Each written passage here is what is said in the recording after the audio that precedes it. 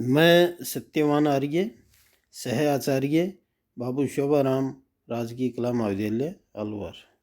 प्रिय विद्यार्थियों, आज हम भक्ति काल के निर्गुण धारा के प्रेमाश्रयी शाखा के प्रतिनिधि कवि मलिक मोहम्मद जायसी, जो कि प्रेम की पीर के कवि भी हैं, उनकी कविता पढ़ेंगे एवं समझेंगे। आशा आप ध्यान से सुनेंगे। नागमती संदेश खंड। फिरी फिरी रोव कोई नहीं डोला, आधी रात विहंगम बोला। तू फिरी फिरी ताहे सब पाखी, के ही दुख रहनी न लावसी आँखी। नागमती कारण कह रोई, कहा सोवे जो कंत बिछोई। मनचित होते न उतरे मोरे, नैनन जल चुक रहा न मोरे। कोई न जाई ओही सिंगल दीपा, जेही सेवती कह नैना सीपा। जोगी होई निसरा जो नाहू, अब हुंत कहा संदेश न काहू। नीति पूछो सब जोगी जंगम, कोई न कहे निज बात विहंगम। चारियों चक्र उजार भये, कोई न संदेशा टेक। कहूँ बिरह दुख आपन, बैठी सुनहु दंड एक। कठिन शब्दों के अर्थ देख लें। रो रोई, डोला हिला डोला, विहंगम पक्षी, पाखी पक्षी, रैनी रात, कंत प्रियतम या पति, ओही उस, सेवाती सवाती, सीपा सीपी, निसरा निकला, नाहू पति, चारियों चक्र चारों दिशाएं, दंड घड़ी भर। तो विद्यार्थियों, मलिक मोहम्मद जायसी ने बतलाया है कि राजा रतन सेन की जो प्रथम पत्नी नागमती हैं, वे उनके पति रतन सेन जब सिंगल द्वीप चले जाते हैं और वापस नहीं आते हैं बहुत लंबे समय तक, तो उनको चिंता होने लगती है और वह सबसे उनके विषय में जानना चाहते हैं। देखें। फिरी फिरी रो कोई नहीं डोला, आधी रात विहंगम बोला। तू फिरी फिरी दाहे सब पाखी, के ही दुख रैनी ने लाओसी आँखी। वन में आधी रात में रानी नागमती बार बार विलाप कर रही हैं, परंतु उनके विलाप या रोने से किसी पर असर नहीं हुआ, कोई नहीं बोला। तब आधी रात में एक पक्षी बोला। उसने नागमती से कहा कि तुम बार बार सब पक्षियों को अपने विलाप से क्यों जला रही हो? तुम किस दुख से दुखी होकर रात में सोती नहीं हो? नागमती कारण के रोई, का सोवे जो कंत बिछोई। मनचित होते न उतरे मोरे, नैनन जल चुकी रहन मोरे। तो इस प्रकार पक्षी के पूछने पर जो रानी नागमती थी, उन्होंने बताया कि जो अपने पति से अलग हो गई हो वह कैसे सो सकती है। अब मेरा ध्यान मन और चित्त से उतर गया है, नेत्रों से आंसुओं की धारा रुकती ही नहीं है, मेरे नेत्रों का जल लगातार बह रहा है। कोई न जाई ओही सिंगल दीपा, जेही सेवती कहें नैनन सीपा। जोगी होई निसरा सो नाहू, अब हुंत कहा संदेश न काहू। नागमती फिर पक्षी से कह रही हैं कि उस सिंगल द्वीप या उस सिंगल देश को कोई भी नहीं जाता है जहाँ स्वाति है, जिनके लिए मेरे नेत्र सीपी बने हुए हैं, अर्थात सिंगल देश में मेरे पति गए हुए हैं। उनके विरह के कारण मेरे नेत्र रूपी सीपी अश्रुजल बहाने से बंद नहीं हो रहे हैं, फिर मैं कैसे चुप रहूं? जब से मेरा पति जोगी होकर घर से निकला है, तब से हमें कोई संदेश नहीं मिला है। नीति पूछो सब जोगी जंगम, कोई न कहे निज बात विहंगम। चारियों चक्र उजार भये, कोई न संदेशा टेक। कहूँ बिरह दुख आपन, बैठी सुनहु दंड एक।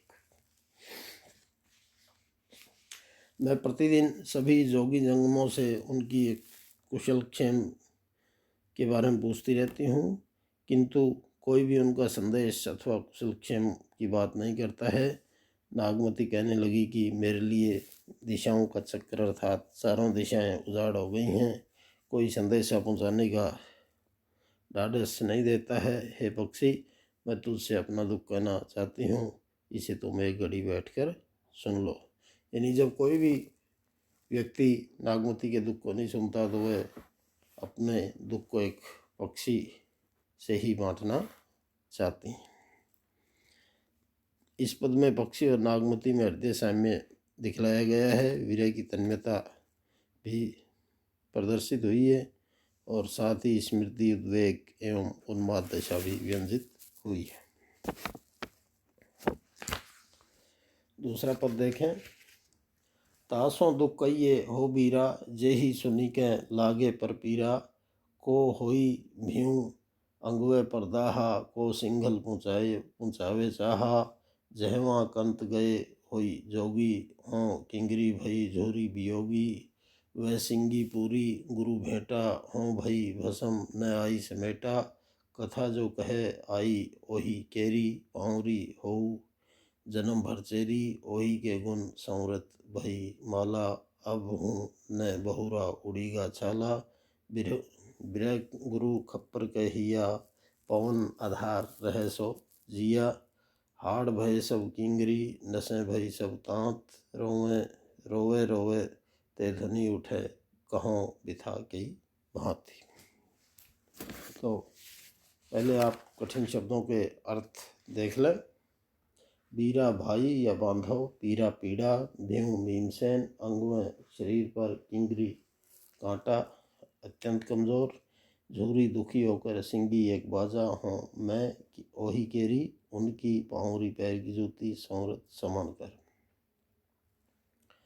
तो इसमें नागमती एक पक्षी से अपनी दयनीय दशा बता रही हैं कि वह अपने पति के वियोग से कितनी ज़्यादा पीड़ित हैं, और जायसी इसी का वर्णन करते हुए कह रहे हैं कि नागमती पक्षी से कह रही हैं, तासों दुख कहिए हो बीरा, जेहि सुनी के लागे पर पीरा, को होई भ्यूं अंगवे परदाहा, को सिंगल पहुँचावे चाह। रानी नागमती उस पक्षी को संबोधित करके कह रही हैं कि हे भाई, दुख उससे कहना चाहिए जो अपनापन रखे तथा जो पीड़ा को सुनकर दूसरों की पीड़ा का अनुभव कर सके, यानी दुख वेदना को कम करने में सहायता करने वाले से ही अपने मन की पीड़ा या दुख को कहना चाहिए। जहवा अकंत गए होई जोगी, हों किंगरी भई झोरी बियोगी, वह सिंगी पूरी गुरु भेंटा, हों भई भसम न आई समेटा। इस संसार में अथवा यहाँ पर इस समय ऐसा कौन है जो भीमसेन बनकर दूसरों की अग्नि को अपने ऊपर सहन कर सके और हमारा संदेश सिंगलगढ़ पहुँचा सके। जब से मेरे पति यानी राजा रतन सेन योगी बनकर गए हैं, साधु बनकर के गए हैं, तब से मैं उनके विरह में सूख करके कांटा या अत्यंत कमज़ोर हो गई हूँ। उन्होंने सिंगी बाजा बजाकर अपने गुरु से भेंट कर ली है, परंतु मैं उनके वियोग में जल करके भस्म हो गई हूँ, परंतु वे उस भस्म को समेटने भी नहीं आए हैं। कथा जो कहे आई ओहित केरी, पाउरी हूँ जन्म भर चेरी, ओही के गुण संवृत भई माला, अब हूँ न बहुरा उड़िया छाला, गुरु बिरह गुरु छप्पर के हिया, पवन आधार रहे सो जिया। जो व्यक्ति मेरी विरह वेदना की व्यथा कथा को उनसे कहकर आएगा, मैं उस व्यक्ति के चरणों की जूती बन करके यानी उनके पैरों में गिर करके जन्म भर उसकी दासी या उसकी सेविका बन करके रहूँगी। अपने प्रवासी पति के गुणों का सम्मान करते करते मैं स्वयं माला या कमज़ोर हो गई हूँ, परंतु वे ऐसा योगी बनकर गए हैं कि आज तक नहीं लौटे। विरह गुरु है तथा हृदय खप्पर है और हवा के आधार पर मेरे प्राण या जीवन अटका हुआ है।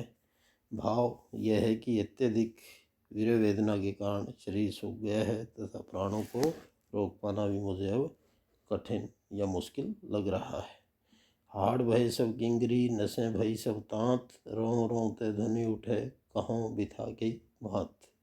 और नागमती पक्षी से फिर कह रही हैं कि मेरे शरीर की हड्डियां सूख कर कांटा हो गई हैं, नसें सब तांत हो गई हैं, शरीर के रोम रोम से उनकी धुन उठ रही है। हे पक्षी, मैं अपनी व्यथा, वेदना, विरह या पीड़ा को किस प्रकार से कहूँ।